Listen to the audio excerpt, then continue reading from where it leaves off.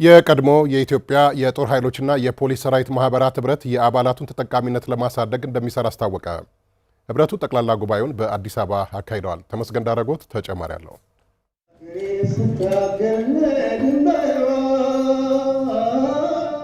ሻምበል ኢንጂነር አበበ ከበደ በቀድሞ ጦር ሰራዊት በአየር ኃይል ለረጅም ዓመታት ሀገራቸውን ከጠላት ለመከላከል ተግተው ሰርተዋል። ከራሻ በ77 ጨርሼ ስመጣ የጅጅጋ አየር ኃይል አዛዥና የሬዳር ኮሚኒኬሽን ሌሎችም ኢንጂነር ሆኜ ነው የተመደብኩት።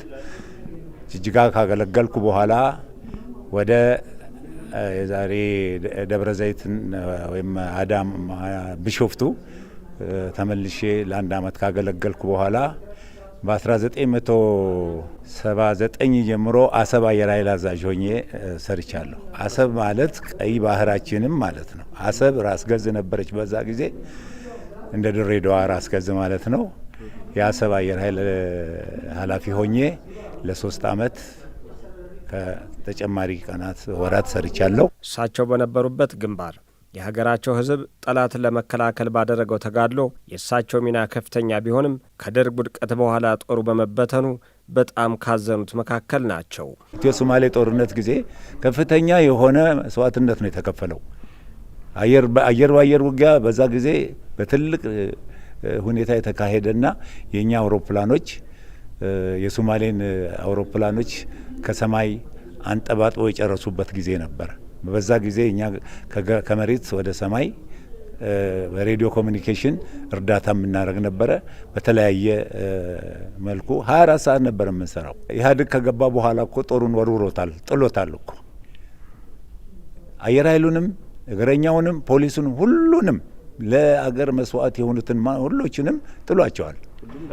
ለሀገር ሚና የነበራቸው ነው። መለዮ አንጥፎ እኮ ለምኗል እኮ እንትን ማንም ግምት እኮ አልሰጣቸው። በተለይ ለደከሙ ደማቸውን ከአጥንታቸውን ደማቸውን አፍሰው አጥንታቸውን ከስክሰው ብዙ እግራቸው ተቆርጦ አይናቸው ጠፍቶ ለነበረው አንድም ነገር የተደረገ ነገር አልነበረም።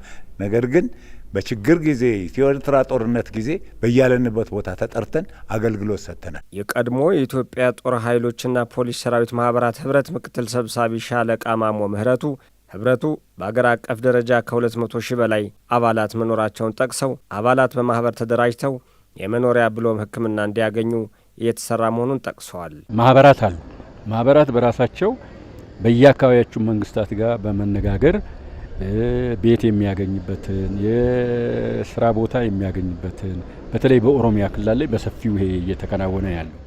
ከዛም አልፎ ለመረዳጃ የሚሆን ኤጀንሲ አቋቁመው ስራ የማስቀጠር የመሳሰሉ ስራዎችን ይሰራሉ። ህብረቱ ግን እነኚህን ሊሰራ የሚችልበት እንትን የለውም።